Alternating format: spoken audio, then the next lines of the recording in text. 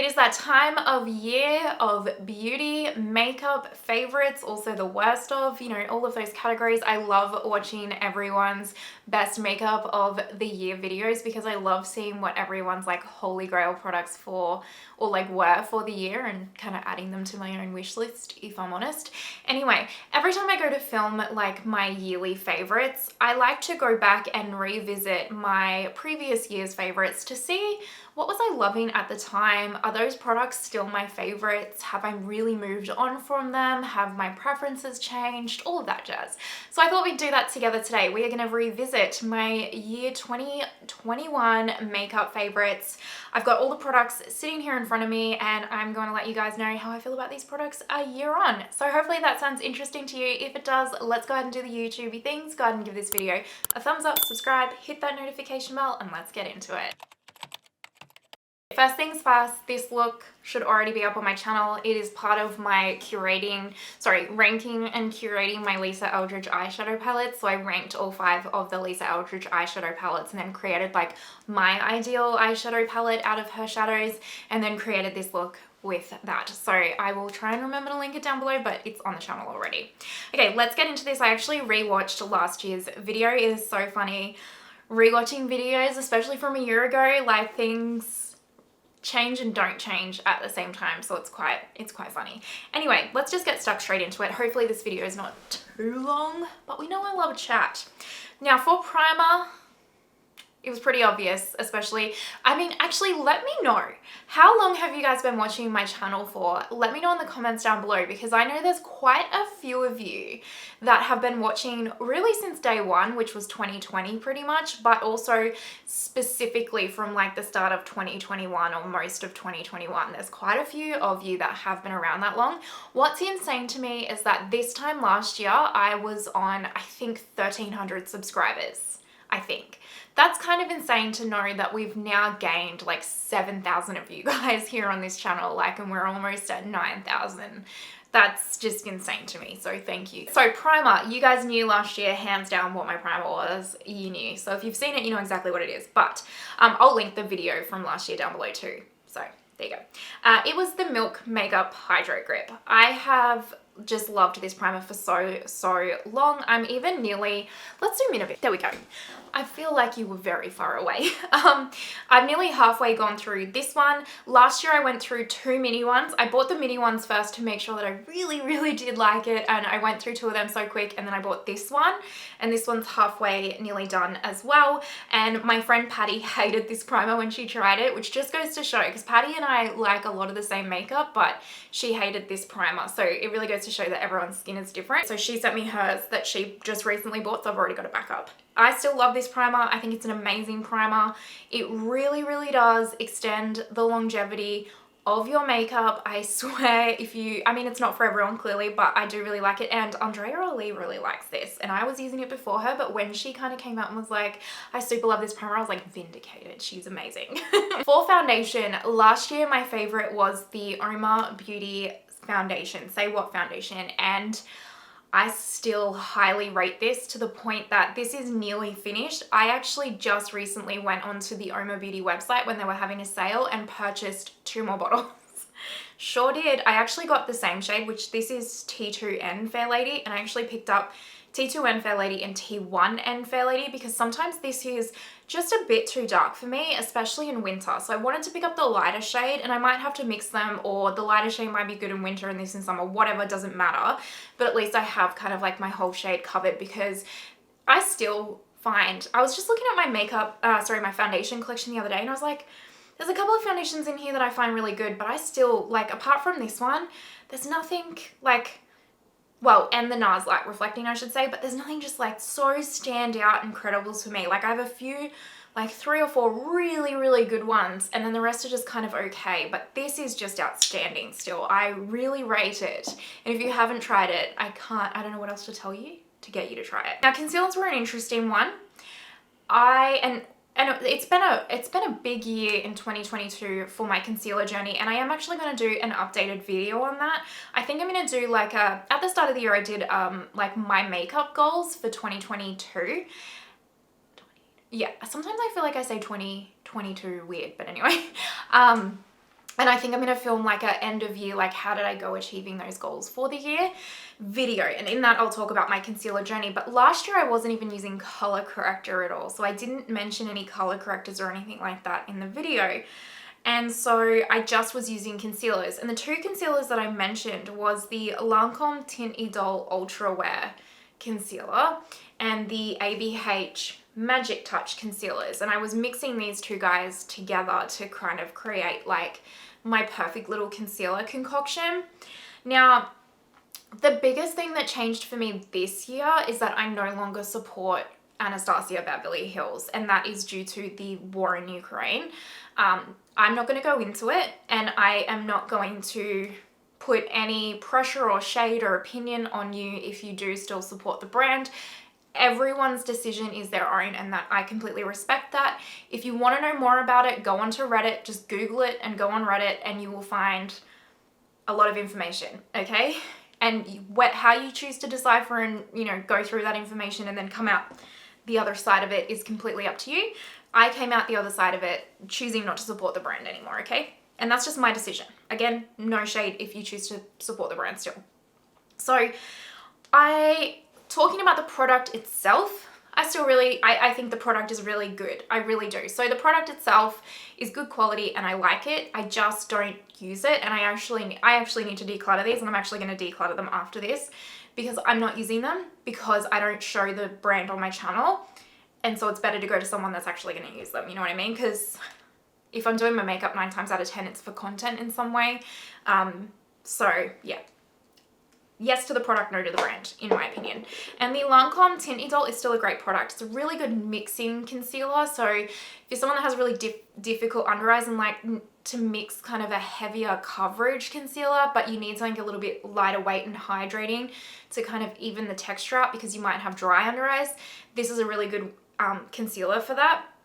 But if you don't have difficult under eyes at all, this is a brilliant hands down concealer. It's so lightweight and natural.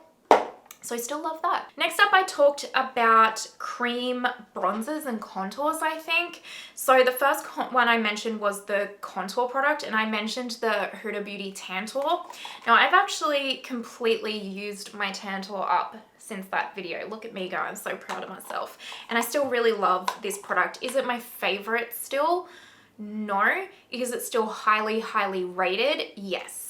And will I repurchase it? Potentially. I have a lot of cream products to go through in my collection and I don't want them to go off and then still be bringing new ones in right now. So I'm not going to right now, but I can see myself definitely repurchasing it.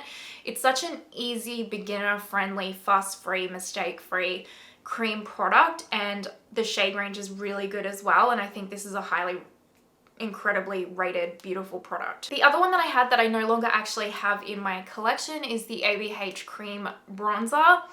Again, same reasons as mentioned with the concealer. I still really liked that physical product, just not the brand. So there you go. Now we move on to powder. I naturally mentioned my beloved Kosas Cloud Set powder. I have the shade Airy, which I use for my under eyes, and I have the shade Breezy. And I've gone through 5 of these, or 4, something like that. So I love this powder. I still stand by this powder. It is incredible.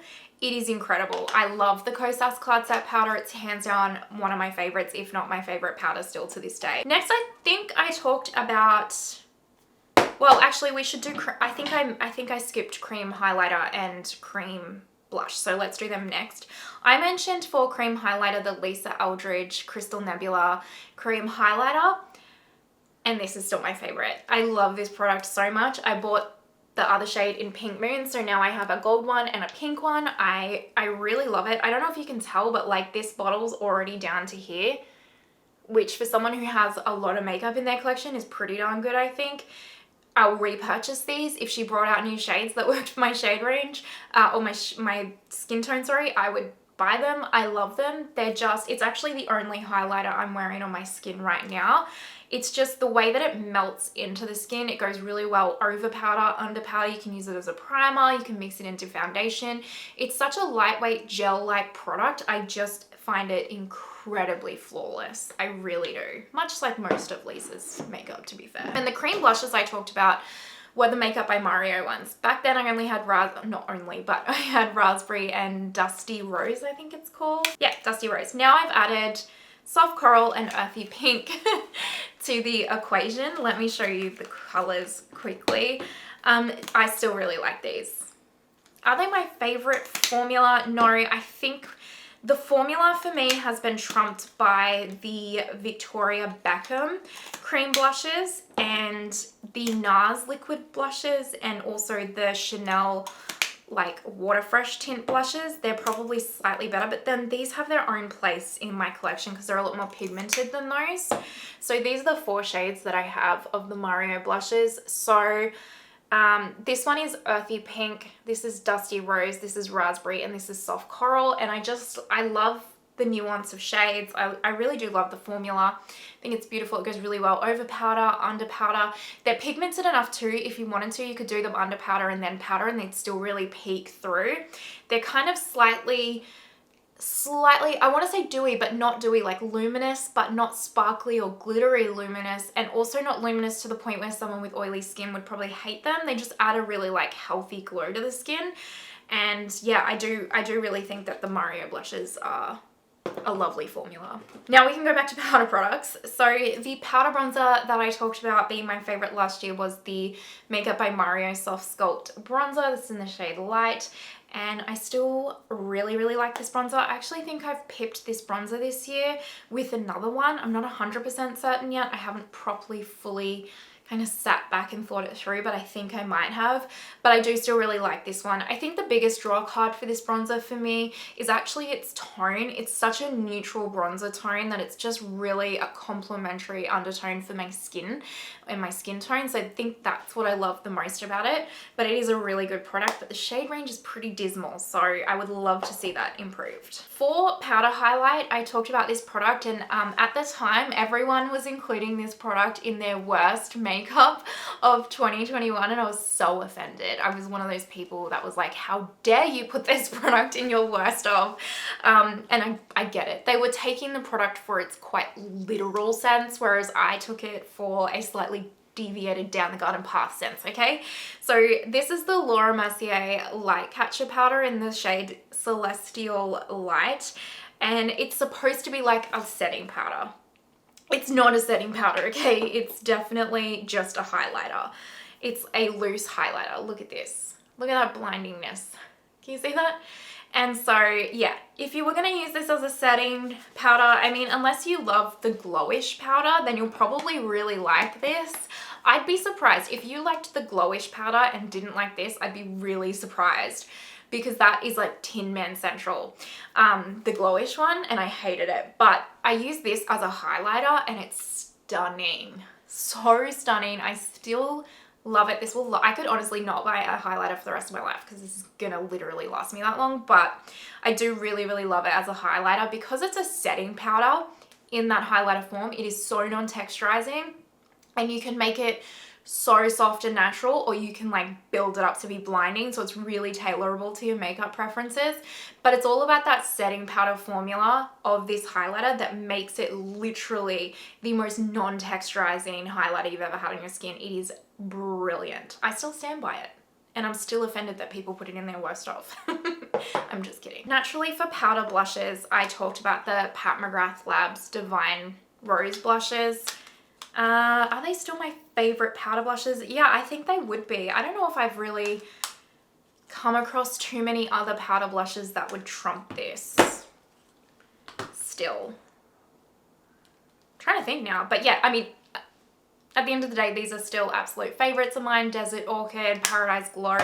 I'm going to count the blush duos that she just released this year as like included in the mix here, like these ones, because they're the exact same formulas and some of them are the same shades she'd already released and just mashed them together.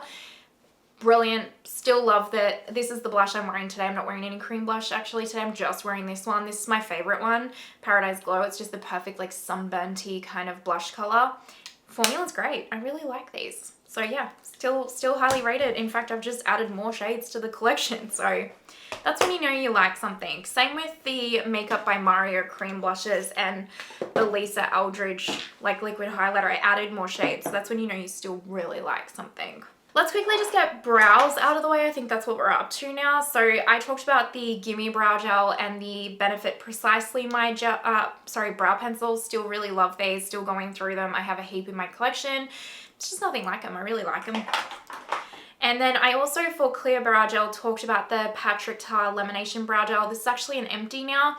And yeah, I still really liked this. I'm going to try some other brow gels. I actually really like the Makeup by Mario Clear Brow Gel. And also, like this NYX Control Freak Brow Gel is actually really good. So I might not actually repurchase this, but I do still like it. For mascara, I talked about the NARS Climax Mascara, and I actually hate this mascara now.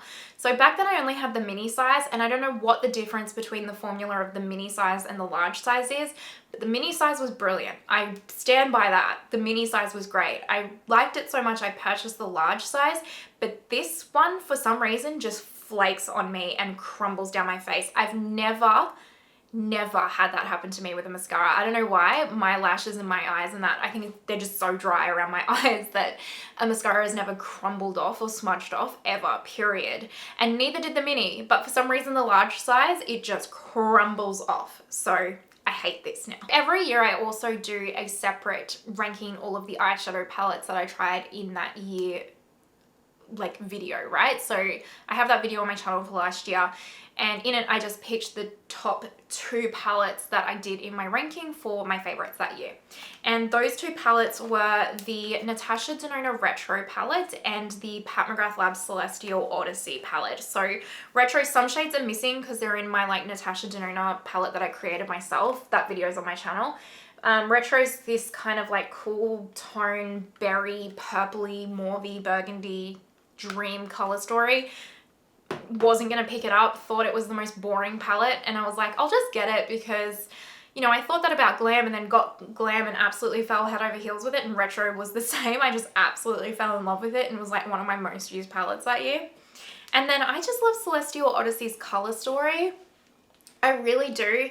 I know looking at it, it looks super intimidating, but if you strip it down shade by shade, each one of these shades are so individually stunning that's what I loved the most about it, is just like creating these individual looks with these shadows was just so inspiring to me. And the metallic formula to me was mesmerizing, like just truly, truly mesmerizing. And I still love and adore this palette. Setting spray, I talked about the Charlotte Tilbury Airbrush Flawless Setting Spray. So since then I actually used that one up. This is a repurchase. I haven't opened it yet. I'm just using my Benefit one up. Still love this. Still magic in a bottle, like an absolute magic potion in a bottle. Sets your makeup incredibly well. I don't know what is in here and why it does, and I can't explain it. I just can't. I'm not a scientist, okay? I can't explain it, but it's phenomenal. It'll probably be in this year's favorites again. Now we just have lips left. Look at me powering through. Who's proud of me? Lip liner, I talked about the Charlotte Tilbury Iconic Nude Lip Liner. I probably gave Pillow Talk a shout out to. I have lost my Pillow Talk. I don't know where it is. I think my cat took it somewhere and now I just can't find it. But I still love Iconic Nude. If you are looking for, it's one of those lip liners, and even my friend Emily from Emily's Makeup Bag, she kind of heard everyone talk about it before and was like, no, I don't need it, no, I don't need it, and then got it, and then she was like, okay, I get it. I get it. I get why everyone loves this.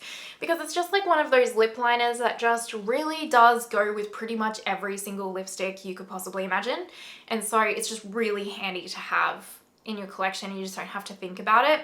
So I still love this. Like, I use it all the time. It's still such a great lip liner. Lipsticks, I spoke about 3 formulas, and I would actually say one of those formulas still stands. The other 2 are still really, really good, but I've definitely brought new lipsticks into my collection this year that have trumped these, especially this one. So this is Charlotte Tilbury Runway Royalty, and this was like my holy grail lipstick last year. I couldn't get enough of it, and it still is beautiful. Don't get me wrong. It's still a beautiful nude, but who knows what I'm wearing? Natasha Denona My Dream. That lipstick, when you compare anything to that lipstick, it's always going to come second, because that's, like, for me, the best lipstick of all time. So I do still like this. I still like the formula and the shade, but it's definitely been pipped. This one, however, I still like the formula, but I'm not sure I like the shade on me anymore. And this is the Huda Beauty Cream Bullet lipstick in the shade Baby Face. And this used to be like my ultimate cool tone nude. But for some reason now, I don't know if it's that because in summer I'm like slightly more tan or something, but I haven't been liking this lipstick shade on me lately. So yeah, I don't know. I need to try it again soon, but it's definitely, it used to live in my handbag and was like just that kind of lipstick that I could put on at any occasion. So it always lived in the handbag for that reason. But I've taken it out because, yeah, I kind of wasn't vibing with it recently. And then this one is the Givenchy Sheer Velvet in the shade number 10 Nude Beige. And I just recently featured this in my top 10 favorite lipsticks of all time, and so I still absolutely adore this. The beautiful velvet packaging and also the shade and formula. This is it right here. I adore it. It's such a good lipstick to have in your collection. It really does. Like, especially if you're someone that has a lipstick collection full of satin lipsticks, this kind of sheer velvet formula just adds something a little bit different to the equation without it being like a full-blown like pigmented long-wearing matte lipstick. You know, it's still quite a fuss-free formula. So I still really love the Givenchy Sheer Velvet. And then I ranted and raved about the Tower 28 lip jellies, and that love has gone nowhere. Absolutely nowhere. So these are three that I currently have in my collection: Rose Gold, pistachio, and coconut. Coconut is my favorite. I also just used another Chill, which was a completely clear one that's just completely used up now. And then I also have another pistachio in my handbag downstairs. So if anything, my love for the Tower 28 lip jellies just continues to grow because I just continue to keep adding shades to the collection. I think it is the most brilliant lip gloss because it's not just a lip gloss, it's super hydrating on the lips. So to get an actual lip gloss that is truly hydrating and not dehydrating, because I have really sensitive lips, it doesn't taste funny or anything like that. They have beautiful shades and they really do have that high shine formula without any stick. It's like a water jelly type feeling on the lips and no stickiness whatsoever. So it is a high win for me, a high win. That is all of my 2021 makeup favorites. So this makeup that I mentioned in this video was like the creme de la creme of 2021 for me. And yeah, that's all my kind of updated thoughts. I think most of these products, if not, yeah, by like two maybe, I still think that even all of these products are incredible, like incredible. I think that if you were to purchase, apart from the mascara mainly, if you were to purchase any of the other products, you would actually really enjoy them. I still stand by that. I don't take any of them back, except the mascara. And then obviously the ABH stuff, but that's like personal reasons, so I'll leave that to you. Okay, that is the end of this video. Let me know your thoughts down below. Are there any products from 2021 that you loved back then and now are just like absolutely not? What was I thinking? What was I thinking? I would actually be really interested to know that from you guys, so let me know. And we are coming up to the yearly makeup favorites, don't you worry. I usually do mine in the week between Christmas and New Year's, so keep an eye out for that. And that is it. So if you're watching till this point, you're an absolute legend. Thank you so much. I truly appreciate it. If you haven't already, pretty please give the video a thumbs up and subscribe. And I hope that you have the most amazing day wherever you are in the world, and I will see you next time. Bye.